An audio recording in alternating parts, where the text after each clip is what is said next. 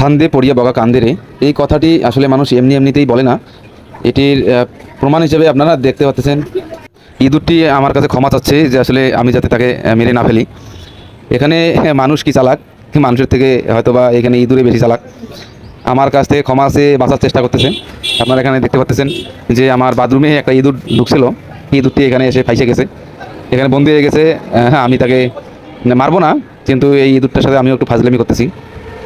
আপনারা দেখতেছেন ইঁদুরটি বারবার পালানোর চেষ্টা করতেছে, কিন্তু পালানো চেষ্টা করলেই কি পালানো যায়? সে তো বন্দি, তাই না? এখানে অনেকেই মনে করতে পারে যে আমি এই ইঁদুরটাকে কষ্ট দিচ্ছি, তাকে ছেড়ে দিচ্ছি না কেন। এটা আসলে এমনিতেই ফাজলামি করতেছি ইঁদুরটার সাথে। ইঁদুরের সাথে ফাজলামি হয়তোবা করার সৌভাগ্য কারো হয়েছে কি জানি না, কিন্তু আজকে আমি সুযোগ পাইলাম, তার জন্য এই সুযোগটা হাতছাড়া না করার জন্যই আসলে এই ইঁদুরটার সাথে আমি ফাজলামি করতেছি। এই ইঁদুরটা ওর যে সাধ্য, যেটুকু সাধ্য সবটুকু দিয়েই আসলে চেষ্টা করতেছে যে এই বন্দি অবস্থা থেকে সে মুক্তি পাওয়ার। কিন্তু আমিও নাসরবান্দা, আমিও তাকে একটু ফাজলামি না করে তাকে ছেড়ে দিব না। আপনারা দেখতেছেন এই ইঁদুরটির সামনে একটা মাকড়সাও ছিল।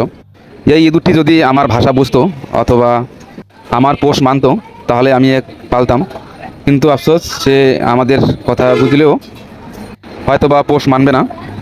এই দুটিকে আমি একটু পরে ছেড়ে দেবো। তো কেমন লাগলো এই ভিডিওটি, ইঁদুরের সাথে ফাজলামি, সবাই কমেন্ট করে জানাবেন, আর অবশ্যই লাইক কমেন্ট করে পাশে থাকবেন সবাই।